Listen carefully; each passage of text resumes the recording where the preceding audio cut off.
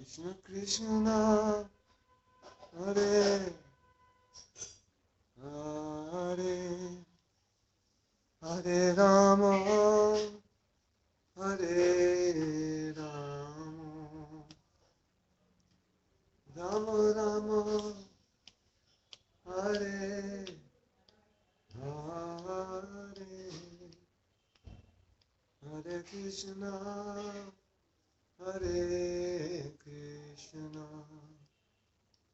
Krishna Krishna, Hare Hare, Hare Rama, Hare Rama, Rama Rama, Hare Hare.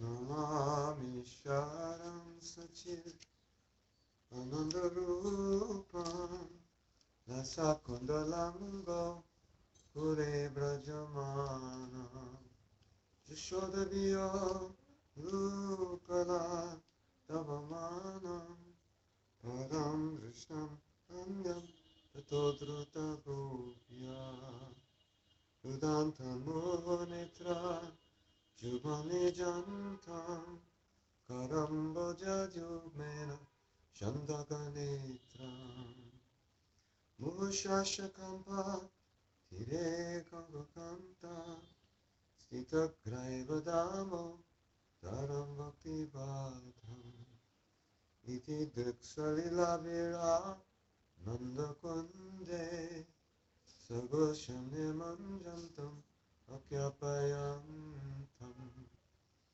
Tariye Shitageshu Bhaktajitatam Puna Prematastam Shatavriti Vande Varam Deva Mokshana Mokshasadinva Nachanyaneha Varesharapiha Idam Teva Purata Kupalabalam Sadame Manasya Virastam Kimanyai Idam Temukambojam Anyantamilai Kritam Kundalai Snigdai Lataischa Gopya Muschambitam Bimba Akadaranme Manasavirastam Alam Lakshalavai Namo Devadamodar Ananta Vishnu Prasida Prabodhuka Jalabhimagnam Kripadristiritya Tidinam Bhatanu Grihane Shamam Abhyame Jakshidrisha Kuveratmajo Vadha Ujjayavayatvat Kayamochito Bhaktivajakritocha Tata Prema Bhaktim Shakam Me Payacha Namokshigraho Mesti Damodareha Namastitu Dhamnes Puroditi Dhamne Tadyodarayata Vishashadame Namo Radhikaya Tadya Priyayai Namo Nantalilai Devaya Tubhyam. To the Supreme Lord, whose form is the embodiment of eternal existence, knowledge, and bliss, whose shark-shaped earrings are swinging to and fro, who is beautifully shining in the divine realm of Goloka, who due, who due to the offense of breaking a pot of yogurt that his mother was churning into butter, and then stealing the butter that was kept hanging from the swing, is quickly running from the wooden grinding mold in fear of mother's soda. but who was ultimately caught from behind by her, who ran after him with greater speed. To that, Supreme Lord Sri Damodar, now for my humble obeisances. So, I'm not going to read the rest of the song yet, because we're not that far in the story. Right now we left off where Damodar, Gopal, Bhagopal, Krishna, he stopped his mother from churning the yogurt because he was hungry for her love in the form of breast milk. And she stopped what she was doing to give him the milk. And we were discussing, I'm going to read a verse from the Bhagavatam, and we're going to discuss that verse. We began discussing it yesterday, but we're going to discuss it. If any of you want to go on chat, somehow you get on chat and you can ask questions or make comments. This is Srimad Bhagavatam 10:9-5, and we're discussing this verse. Tam ankam arudham apayayat stanam sneha snutam sasmitam ikshati mukam apritam utsrija javena sayyam Utsishchamane Vayasitva Drishtite. When Yasoda then embraced Krishna, allowing him to sit down on her lap, and began to look upon the face of the Lord with great love and affection. Because of her intense affection, milk was flowing from her breast. But when she saw that the milk pan on the oven was boiling over, she immediately left her son to take care of the overflowing milk, although the child was not yet fully satisfied with drinking the milk of his mother's breast. So, we discussed yesterday that Krishna wanted his mother to stop churning the yogurt, and the sweet said, well, if you're hungry, you can eat us. And Krishna said, no, I have another plan. I have another plan. I'm going to create a pastime where she's going to tie me up, and this is going to increase her love many, many times. And we had discussed yesterday how there was a Diwali festival going on, and everyone had left. So if they hadn't left, Mother Yasoda wouldn't have been able to tie up Krishna, because no one would have allowed that to happen, and Krishna wanted this pastime to happen. So by his arrangement, he arranged that everyone would not be there. So this was his design. And we had read, the last thing we had read yesterday, I'll read again because it's so wonderful.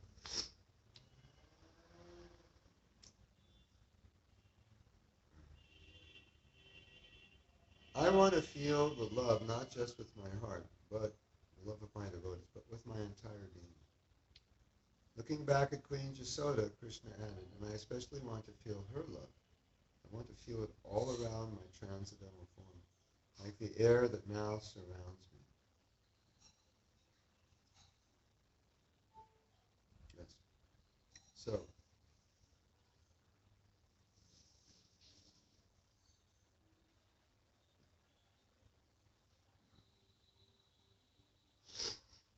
So then you know the story of the churning of the ocean of milk. The demigods and the demons decided to work together to churn the ocean of milk. By churning that ocean, apparently some elixir of immortality was going to come. And it was the demons' plan to engage the demigods in a joint effort, because they couldn't do it themselves. But then when the elixir of mortality was extracted, the demons had a plan that they would steal it. And so Krishna came to help the demigods, and he actually got the nectar. But when they were churning, Mohini Murti, the female form of Krishna, came from that churning, and also Dhanvantari came, and Lakshmi Devi came. And so here it's poetically said, now with the churning of Mother Yasoda, the Supreme Personality of Godhead came because of her churning. He was hungry, and so he came to her. So she churned. By her churning, Krishna came. Right? Huh. Yes. Okay.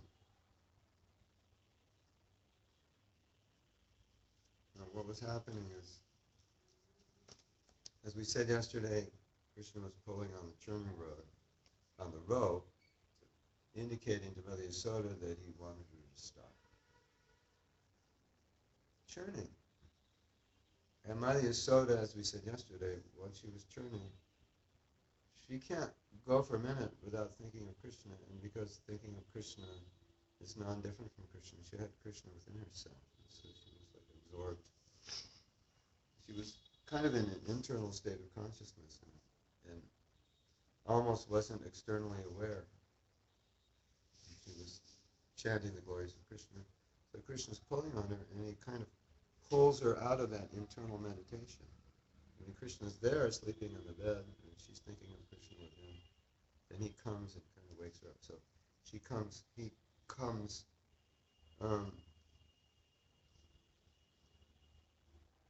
sees her coming, rubbing his eyes, mother, mother, mother. And he not only is grabbing the churning rope, he's grabbing her sari. So kind of got her attention. But she was continuing to churn the rope, and he kept saying, "Stop churning the rope." He's interfering. He's tugging on the rope.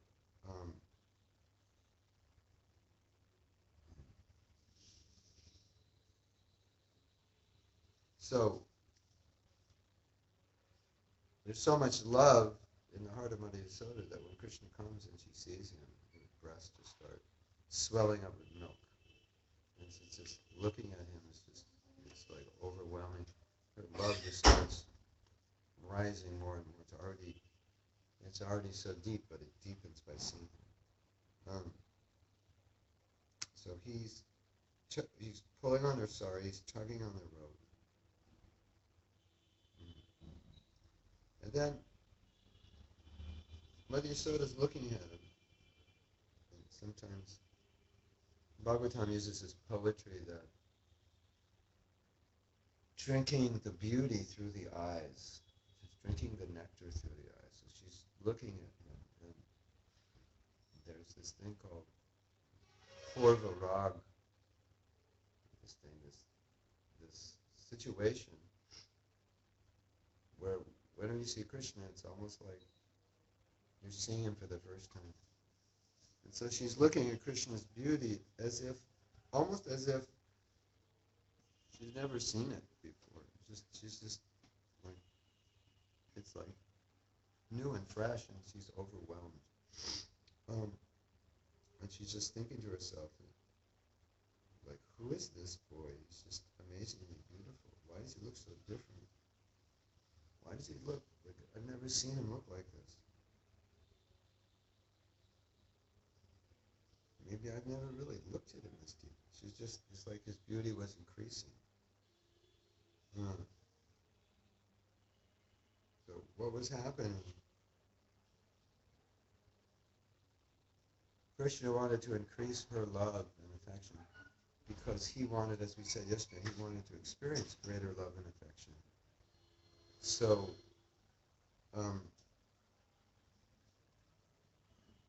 her experience of Krishna, ever new and fresh, was because Krishna had arranged that her love would increase.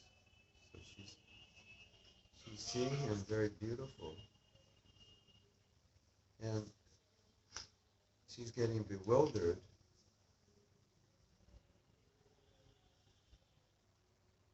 And she's saying, is this really Krishna? And that was all Krishna's arrangement, because he wanted to increase the love and affection.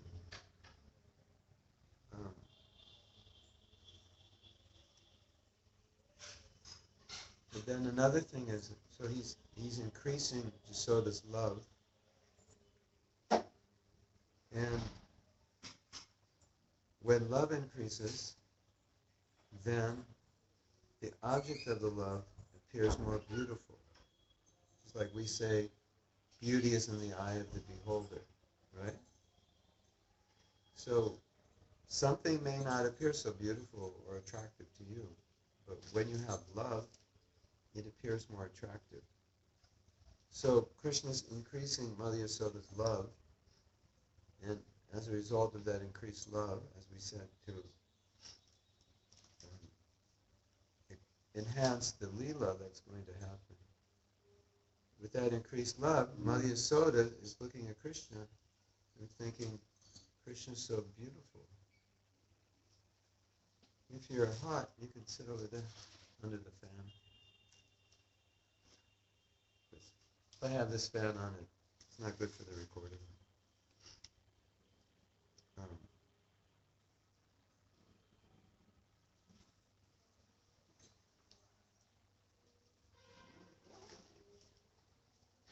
So this is what she saw.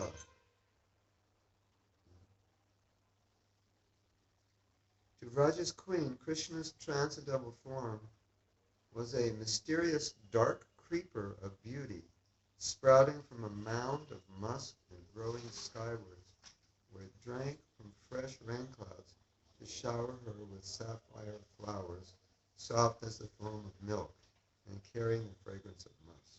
That's quite poetic. And she was looking at her son, and he looked to her like a puppet made of jewels. His limbs looked like sapphires, his lips and hands and feet like rubies, his nails like coral, his teeth like pearls. And then she looked again, and it looked like he was made of blue lotuses, scattered with red ashok, pink javanese flowers, and white malika flowers. And she's looking at him, and she's asking herself, is he made of gems, or is he made of flowers? And then his hair looked like a swarm of bumblebees. And then she's thinking, yes, he's made of flowers. And then something happened. She turned her feet. I mean, she was with Krishna, and she turned his feet, and then she saw on the bottom of Krishna's feet the goad, the bow, and the chakra. And she was like, apparently never really noticed that before, and never saw it. And then she thought, what's this? And then she looked at his hands. She saw the other signs on Krishna's hands, these signs of divinity. Like, anyway, most people don't have things on their hands other than lines. So she saw all the auspicious marks on his hands. Then she asked herself, who is he? So actually what was happening is she was actually seeing that Krishna was God, because she was seeing all the divine forms, the divine marks on his body. So for a moment, she actually saw the divinity of Krishna. And then it was God. The next moment, it was just God. And then he said, Mother, and then as soon as he said Mother, then Prema withdrew her vision of his divinity. And any kind of reverence that was starting to end up in Jasoda's heart. And then the maternal love took over. And then she could only see Krishna as her son. And then Mother Yasoda says, divine characteristics may ornament my son, but whatever the appearances, he is just an ordinary boy. That the motherly love, it overcomes. And so she sees the divinity, but she doesn't see it. It's just like it doesn't register. Now, Krishna says to her, his mother, I'm very hungry and I'm very angry. And later on it says that actually the anger that he was feeling was in this Vatsalya Ras, the deity of Vatsalya Ras is Nrsimhadev. And that he was actually more angry than Nrsimhadev. Interesting. Can you imagine? Deity of Vatsalya Ras because of protection. Maybe. You know, Krishna, he was hungry and he was angry. And then she put him down and he got angry. And that anger was greater than the anger of Lord Nrsimhadev. That's why he broke the bond. Doesn't say why. That could be why.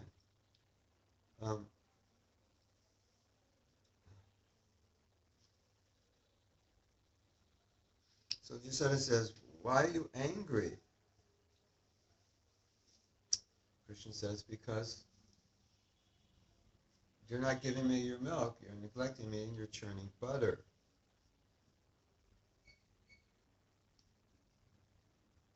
And Yashoda says, are you very angry with me? And he says, if you didn't stop churning, I would have broken the churn. And Mother Yashoda says, but I was just making butter for you. It's all for you. And then Krishna says, that's all right. The butter's for later, and I'm hungry now. And Mother Yashoda thought, it's only 3. He's so smart. You know, 3-year-olds don't think like this. So, Krishna didn't have to suck the milk because it just came out of her breast. It was just flowing. And yes.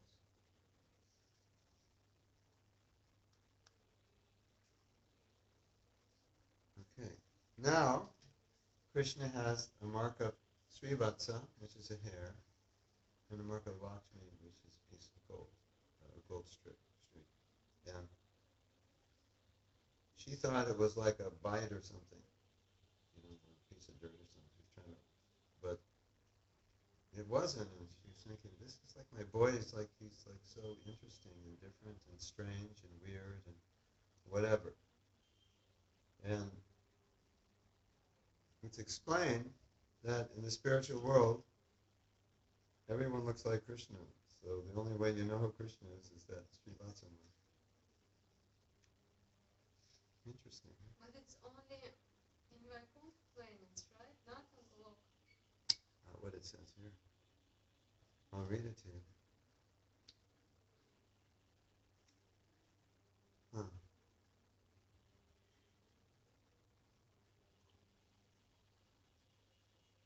Anyway, maybe. That's what my understanding was. But in another context, but this is not Vishnu, this is Krishna. So the other commentary I read, it said, no, everyone looks like Krishna.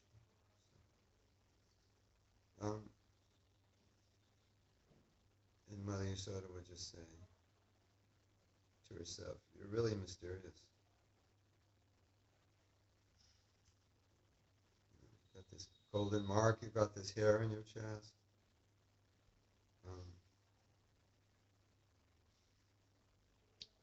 So it looks like Krishna's drinking milk, but he's actually drinking his mother's love. That's what's going on. And Mother Yashoda wasn't just breastfeeding, but she was pouring her heart out.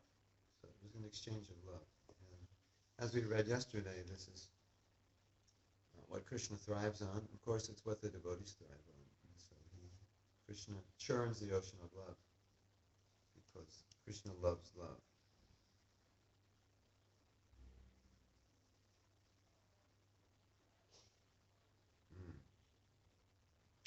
So I'll read something quite interesting, really special.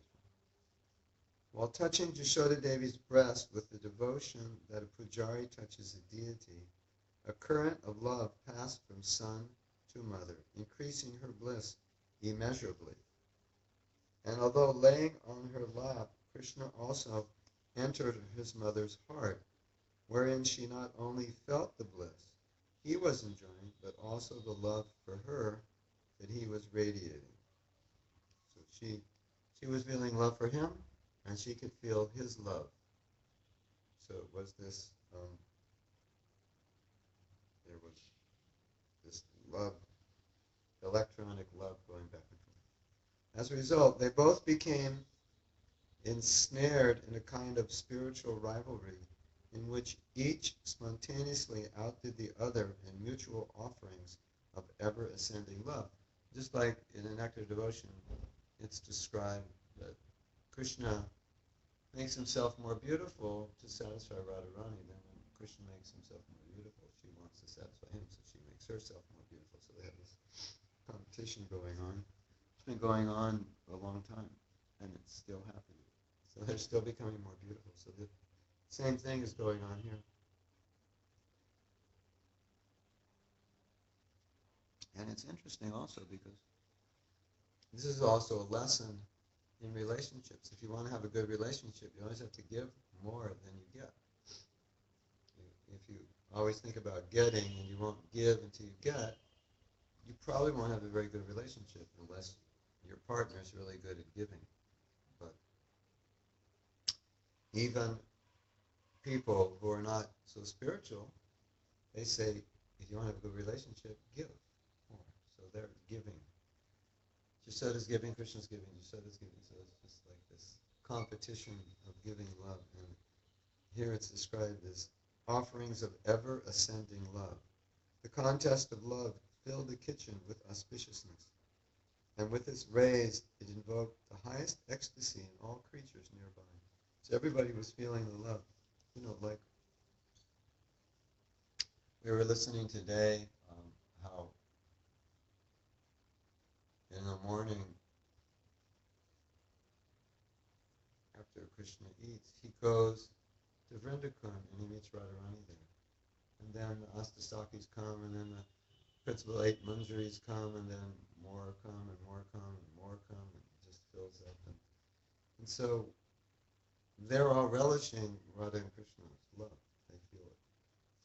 So it's the same thing here. It's like Yasoda and Krishna are exchanging love, and everybody's feeling it. That's the way Krishna consciousness works. It's like you don't try to put yourself in the center. You put Krishna in the center, and you feel his love. And you try to put yourself in the center and get the love.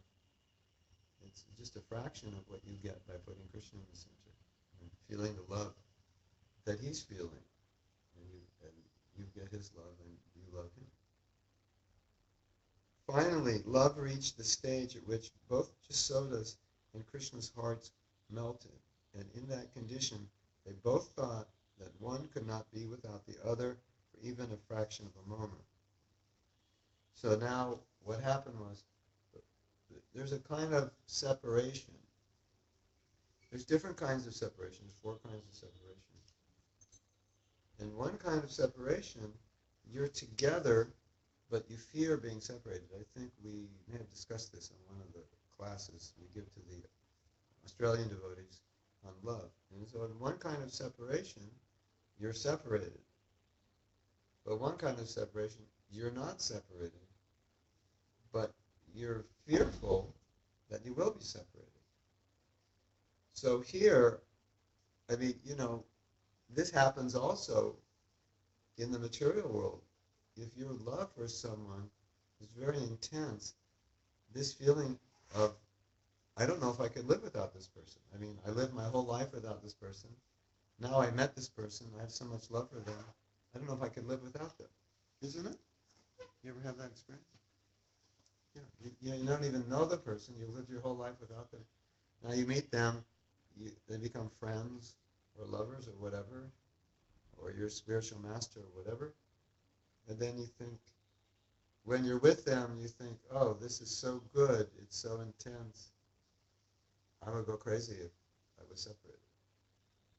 So that's what's happening now. So love hits such a high point, there's like a threshold, and then it becomes separation even though you're present because of the intensity of the love. That makes sense? Yeah. I'm always afraid to leave the Vrindavan. I feel it every day here. Yeah, that's true. Vrindavani also. You like Vrindavan so much, you can't leave it. You go crazy. And the more you like it, the harder it is to leave it. That's the price you pay when you love something. Separation. He thought, Jasoda Devi thought, I shall die if I'm ever separated from him. So now separation starts. These feelings of separation intensify the love, because love, it hits a certain point and it can't intensify unless it goes to separation. And when it goes to separation, it intensifies more. Because now you're thinking, you're so intensely worried and thinking about the object of your love that you could lose it, that intensifies it beyond what it was. And Krishna was looking at his mother. She was thinking, I would die if I was separated. And Krishna was looking at his mother. She was thinking the same thing. How could I ever live without her? And then, Yogamaya is organizing everything. And Yogamaya said, this isn't going to work for the Damodar Leela. If they both feel this kind of separation, they go mad.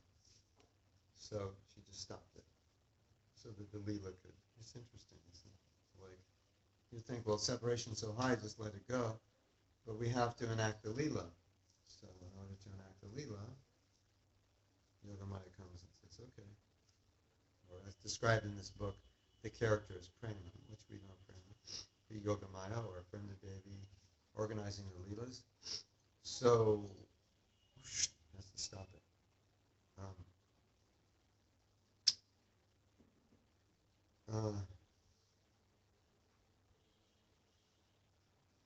So,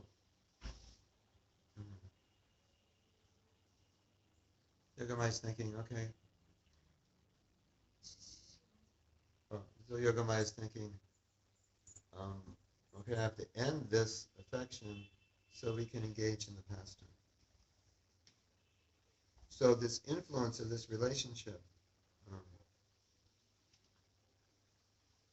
slackened.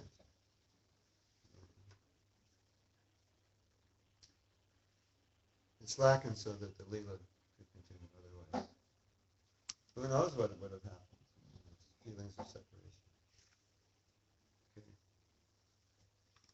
So, what happened? Well, as we're describing now,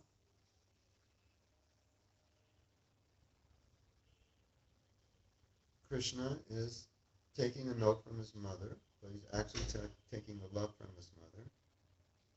Right? So what happens? Well, how is the Leela going to start? The Leela of Krishna being tied up. Well, how is it going to start? What has to happen for it to start? Well, this scene has to be broken, and then something has to happen to start it. So what happens? He became naughty. No, the milk. Ah, the milk. Milk wanted to commit The suicide. milk has to boil over, creates an emergency, so that she puts Krishna down to leave him. Right?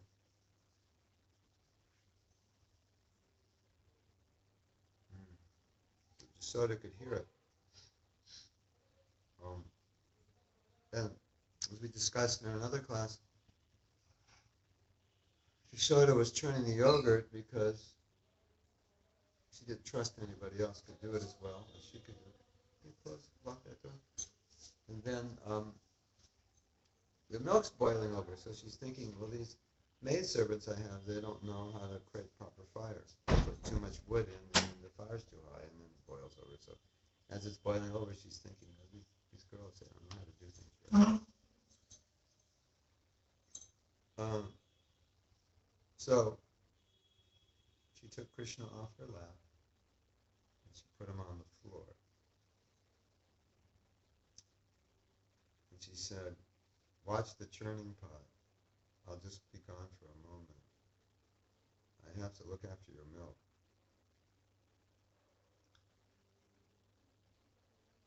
And then she just left. And Krishna was in a state of shock.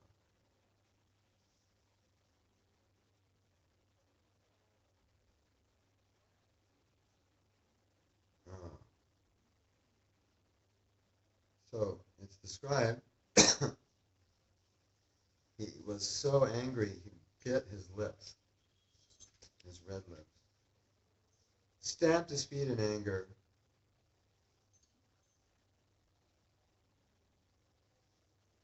and he hadn't eaten all night because he just woke up. He got a few drops of milk, and then she leaves him. Really, he was hungry, he was pained, but probably the thing that got him more angry was that his mother left him because he was relishing the love. That was the main thing, and now she leaves him, so he felt her love was gone from him. He began to growl like a lion, so it said that the parental deity is Lord Nrsimhadev. Um, and as we said, he was even more angry than Lord Nrsimhadev. So he's really, really mad. He's banging his feet.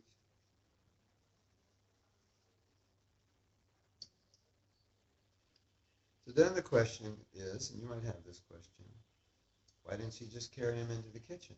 So there's this discussion. Like, there are different books, and the acharyas pose different questions that we might have. Like, well, why didn't Yasoda just carry him in the kitchen? Because she was worried, because she was going to hold him and maybe drop him and take care of the milk, and she had to pull the milk. Because it wasn't a gas stove or electric stove where you turn it off. It was a fire stove. She had to take the pot off the fire. That's how she had to stop it from boiling. We're thinking, oh, it was boiling. She just came and turned the stove off. No, she had to pull the pot off. So how is she gonna pull the pot off unless she has two free hands? Of course, Krishna's not thinking like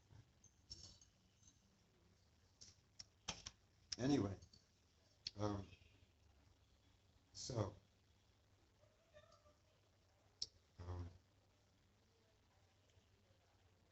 uh,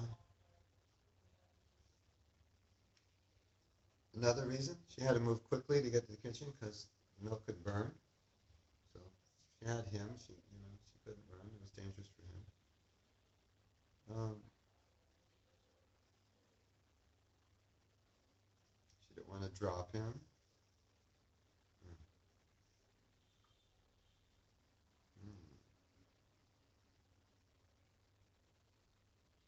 Um, there's another reason. That milk was for Krishna. So when she ran to the milk, she was thinking this is Krishna's milk. So she wasn't not thinking of Krishna or thinking of neglecting Krishna. That's Krishna's milk. So that's what she was thinking.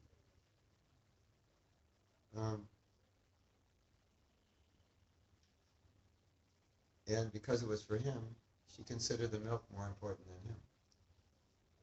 Like it said, things in relation to Krishna are more dear to Krishna. It's called tadhyana. So the milk is in relation to Krishna. It's for him, so the milk is, like, in that sense, more important because the milk's for him. So that's how she's thinking. Um,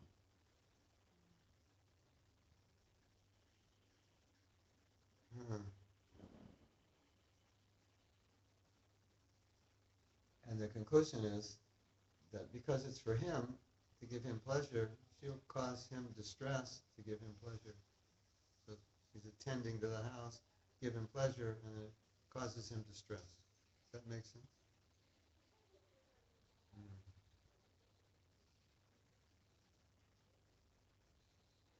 Yeah, yeah. Anyway, she sees her service in taking care of the house as the same as personally taking care of Krishna. So when she put him down, it wasn't like she wasn't thinking she was personally taking care of him. Huh. And then she decided it's in Krishna's best interest if I go and take care of the boiling milk. That's what she thought, even if he's going to be hungry for a minute. Huh. Mm. So I'll read something. In other words, sometimes when confronted with two equally important things, one must attend to one at the cost of the other. For a great devotee like Queen Jasoda, the proper intuition on how to make such decisions is given to her by the Lord in the heart. How then can she be at fault, however extraordinary her actions may appear to be? Yeah, so that's the ultimate answer. The pure devotee is directed by Krishna. So it was Krishna who directed it. Even though Krishna appears angry for what she did, Krishna was directing it. Can you close that door in the room? Kitchen or? No, no. No.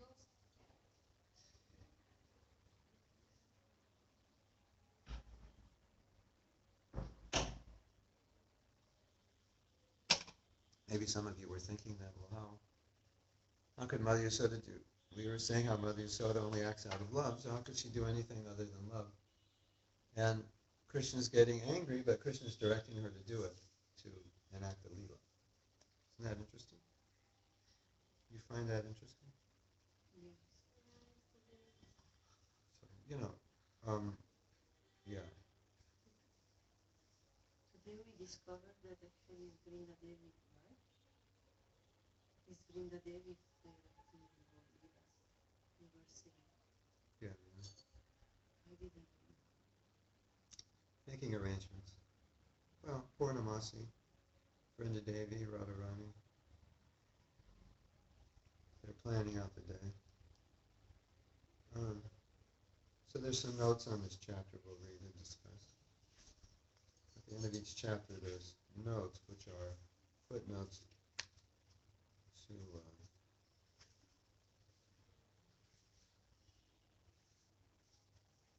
some of the points we discussed already. In the discussion between Krishna and Prema, we were discussing how Prema, or Yogamaya, is deciding what to do. Jasoda sees the divinity of Krishna and then she covers him. And so in this story, there's discussions. Prema thinks like this or says like this. It's like a dramatic way of presenting the story. In the discussion between Krishna and Prema that follows, and all the similar exchanges in this book in which Krishna speaks as the omniscient Lord, the reader is like Krishna's speaking to Prema as God. So he's engaged in the Leela as a little child, but then in the midst of the Leela, there's a discussion. Well, it should be this way or should be that way. So Krishna's moving into his role as God, and then out of his role back into this child. The reader is humbly requested to bear in mind that during such conversation, Krishna is simultaneously as fully cognizant of his Godhead as he is absorbed in his identity as a child. It is not that Krishna's consciousness oscillates between omniscience and innocence. We discussed this yesterday. Inconceivably to us, omniscience and innocence continue in him as parallel states of existence in which neither obstructs the unique mood of the other, just as the Ganga and Jamuna rivers flow in the same flow in the same riverbed without mixing. So that's kind of inconceivable to us, isn't it? Where is it? Ganga and Yamuna flowing without mixing. Where is it? Well, anyway, you can see the Jalangi and the Ganga. They're two separate I colors. see. Where is it? I'm not sure. Somewhere where they meet in the ocean. Prayag or something. One of the things I think is really important to understand when we're hearing these leelas, because you can hear these leelas in two ways. You can hear them with the heart, or you can hear them with the head. And when you hear them with the head, then you try to understand them according to your own experience in this world, and then things like this won't make sense. And so I think, well, Christian wants to get the love of Mother Yasoda. How can he be aware of his godhood and aware of it, and then forget his godhood? But the point is that whatever helps love, that's what Krishna does. So being God for a few seconds helps the love. He does that so he can, like we say in America, like if you're working really hard and you stop for a while, like gather everything together, there's a word for it. I forget the word. Like, you stop, you put things together, you get organized. You're not doing any work anymore. You're just, it's called something. There's a word on my tongue, but I can't think of it. But you know what I'm saying. It's like rebooting a computer. You stop and reboot it so it works. So it's like Krishna, he's like kind of rebooting. Okay, now the Leela needs to go this way and that way, because that will help the love, and then now he can experience the love. So it's all working for the same purpose, to increase the love. And if he has to come out of that to readjust it, then he comes out of it and he readjusts it and then goes back in it. And it's not discrete. But he's in both awarenesses at the same time, or can be. That's what it's being said. Is Prema Yoga Maya the same? Well, this is just a story, so they're using that. He's using the name Prema for Yoga Maya. Prema personified is engaging the Leelas, Krishna's Leelas, orchestrating. It's all orchestrated by love. So you can say Yoga Maya is the personification of love. She does everything to increase love. Right? So is that clear? So I think the main thing to understand is that it's like we know in the you can't go back into Krishna Lila if you don't have pure love, because Krishna only relates to pure love. Right? Just like, let's say 10 men want to marry you, you'll find the one that loves you most purely. The other ones, you say, go. You want something. And you find one, I just love you purely. Oh, you're the one. You come. So that's what's required. And this, not only is it required to get there, but when you're there, it's just churning all the time. So if you don't have it, how are you going to churn it? So because when you're there, it's all being churned all the time. Right? Isn't it? So that's why we say you can't go back to Godhead if you don't have pure love. Because what's Krishna going to churn with you in rasa if he doesn't have anything to work with? Right? Like, I want to have this loving relationship, but you don't have the love, so I don't have the ingredients to, you want me to cook khichdi, but there's no rice, there's no dal, there's no vegetable, there's no spice, there's no ghee. How am I going to do it? I need the ingredients. So you give Krishna your love, those ingredients, and then he can mix that rasa and then increase it. So you need that pure love to get there, otherwise Krishna has nothing to work with. And that's why Krishna says lust is the enemy. It's the obvious enemy. We can see it's even destructive if you're not a devotee, but it's the enemy because it keeps you separated from Krishna. Because Krishna, if you're lusty, then you can't engage. You don't have the ingredients to engage with Krishna. He can't use you. He can't relate to you. Right? Understand? Yes? No? Maybe? But it's like, as far as I understand, the last is material thing and the love is spiritual. So it's going directly, but later last go less, and love comes. Yeah. Because now we've got two lines in our heart, and one is material. Yeah. We have. So we can't just We have the seed of love. Yeah, And we have the residue of lust. That's what's going on for us now. So as you advance, the residue diminishes, the seed sprouts, and then it grows, and then eventually matures into a creeper, breaks through the material covering and ends up at Krishna's lotus feet. And that pure love, that's the natural state. That's what we're made of. And so our whole idea is when you're purified, you've awakened your natural state. And so what these leelas help us understand is how that pure love manifests in the lives of devotees. And how Krishna is reciprocating with that love. And how he needs something to work with to reciprocate. And that's called rasa. You can churn that ocean. So we have to be churnable. And then we can engage in rasa.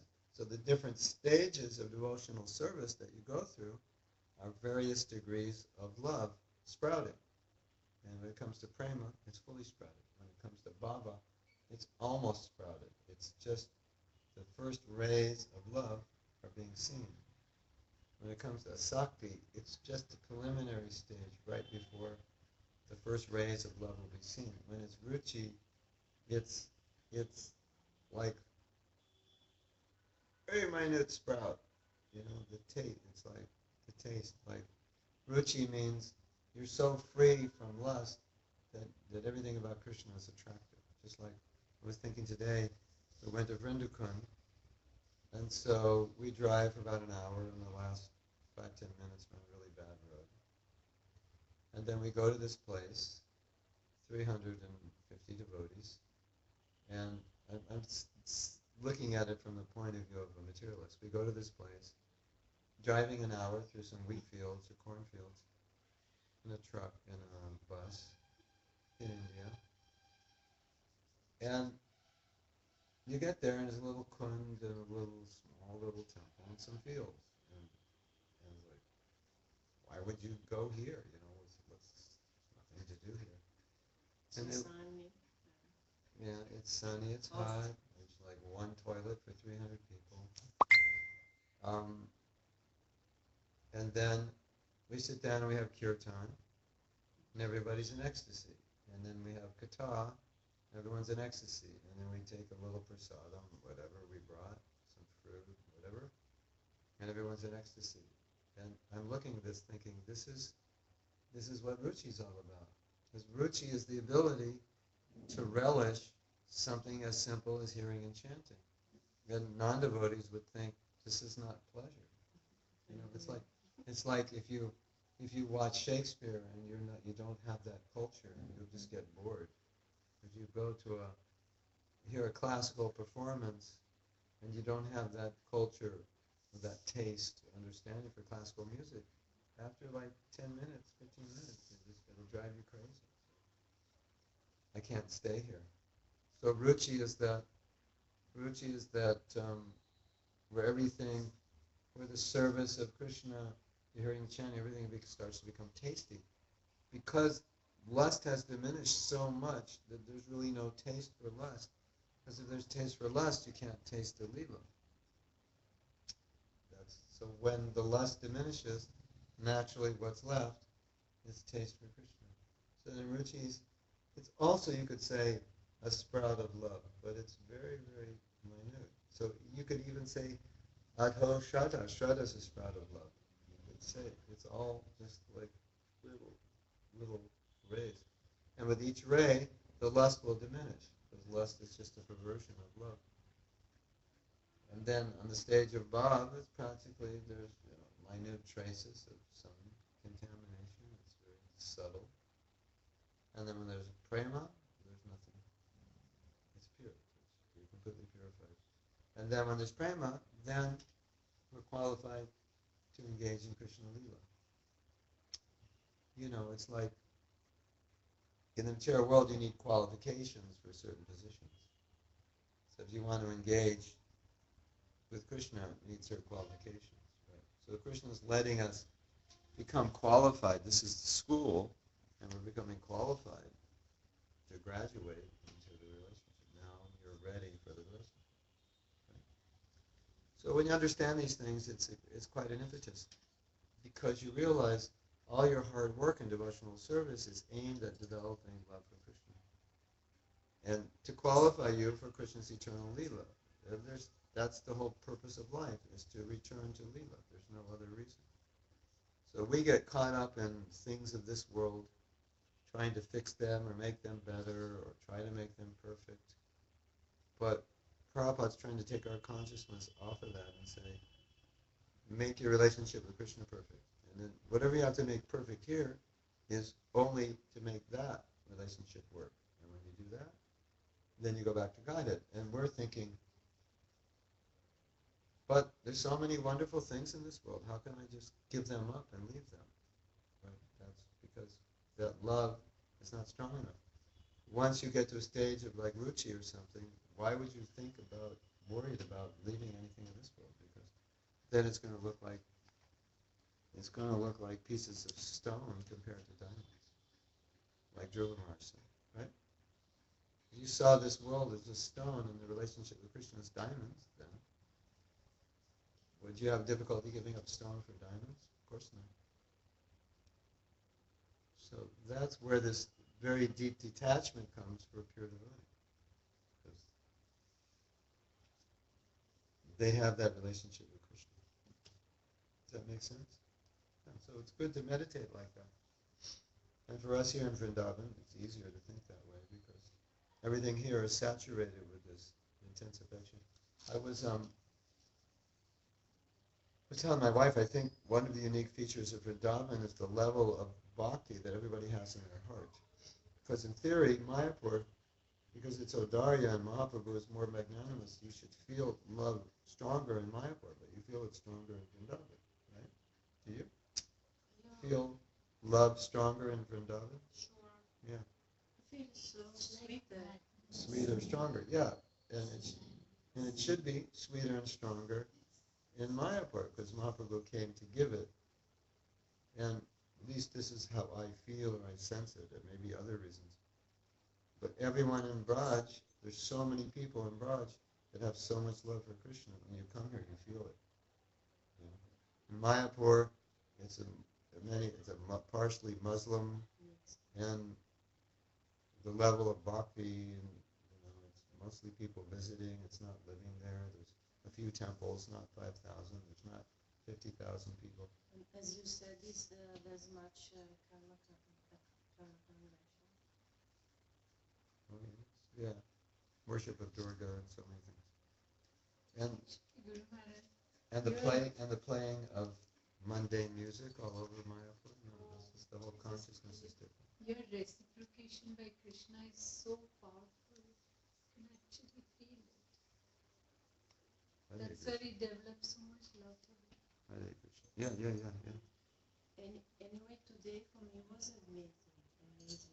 Oh Today, the sweetest place is yeah, Vrindakun. Krishna. That one is super. Amazing. It's a secret, the secret place. Right? Yeah. It's so nice to be in the place where Krishna has his leelas. When you're walking in the place where Krishna was playing. Sometimes I walk there and I think, maybe I'll remember being here at one point, engaged in these leelas. Have you been there? Sure. Yes, I love it. Okay. So it's very important that we hear about Krishna's leelas because that way we understand what love is. Like I was saying in another class that it was so interesting. When I was in Detroit, we were studying the Vamana pastime. It was the appearance of Vamana Dev, so we decided we'd read the whole. I think there's 2 or 3 chapters. So we read every verse. We discussed it, and then what stood out. One of the things that stood out for me in that story was that Shukracharya was telling Bali Maharaj, if you offer him this benediction of 3 steps of land, he's going to take everything. And Bali Maharaj says, but I want to give everything. And so there's this conversation. Shukracharya is saying, no, it's not good. You're a king, you're a family man, you have responsibilities. It's okay to lie in these certain situations to protect your assets. And Bali Maharaj is saying, no, I want to give. This is but he'll take everything. I don't care. If he takes everything, that's great. I want to give. So you see this love of Bali Maharaj, like love means giving. Right? I just want to give. And and amongst devotees, there's always this problem of this word surrender and the fear of surrender. And if I give, what's going to happen to me and so on. And it's very common. Will Krishna take care of me? How will I live? Will I be happy? And so forth. And then here in this story, you see the opposite. Where Sukracharya, he's almost like the mind saying, you shouldn't do this because if you do, just think your material assets, won't be secure. Your investments won't be getting proper interest. You could lose your real estate holdings. Everything. And Bali's saying, no, but I want to. So you understand that's what love is. It's not you don't calculate, well, what am I going to get back or what am I going to lose? You want to. So the Bhagavatam is just stories about devotees' love. And so you have to pay attention to that love, to understand what that love is. And if there's fear of loving Krishna, it's because we don't understand what the love is. Because why would you fear loving? Like, look at what's going on in this story with Jasoda. Why would you fear? Would anybody fear being in Jasoda's position? Would that be scary? No. If we could be in Jasoda's position, we would take it in a second. If we could be in Jasoda's position, we would take it in a second. Yes? Unless you're a gopi. I'm speaking generally. If we could have Jasoda's love, we would take it. We wouldn't think, oh no, but if I have Jasoda's love, what about my bank balance? Or, what about, you wouldn't think that way. Right? So it may be, not entirely, but it may be because we don't understand what love is that we think like this. Right? It's possible. So I'm afraid, it's like I'm saying I'm afraid of love. When I say I'm afraid of surrender, I'm afraid of love. So you should never be afraid of love. But if we are afraid of love, it's because we don't understand what it is. Like you see here in these pastimes how sweet it is. So why would you be afraid of it?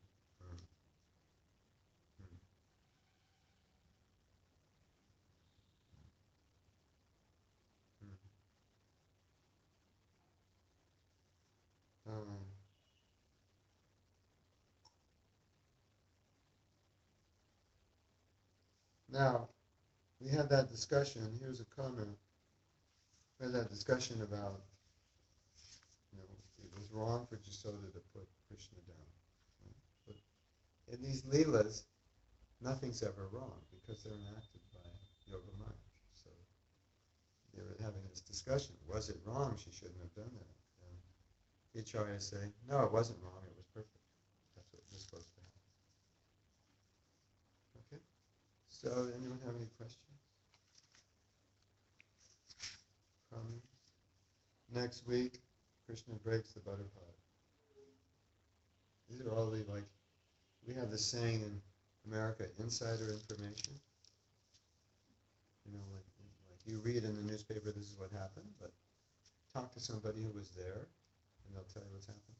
So this is insider information. This is like the acharyas are there watching the Leela, and they're telling you every little thing that happened. Not only what happened, but what everybody's thinking. Vishwanath Chakravarti Thakur, in his commentaries, he often describes what Krishna is thinking, what the devotee's thinking. He understands it. He says Krishna was probably thinking, and Yasoda was thinking. Radharani was thinking like this because that happened. So it's like you're getting this amazing understanding. So, okay. So hopefully these classes will help you in your meditation on Kartik and also help you in your japa. Yes? What do you think? Think it'll help you in your japa?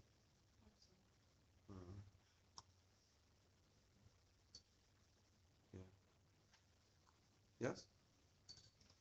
I think it can help your japa, right? Okay. So we'll end class here.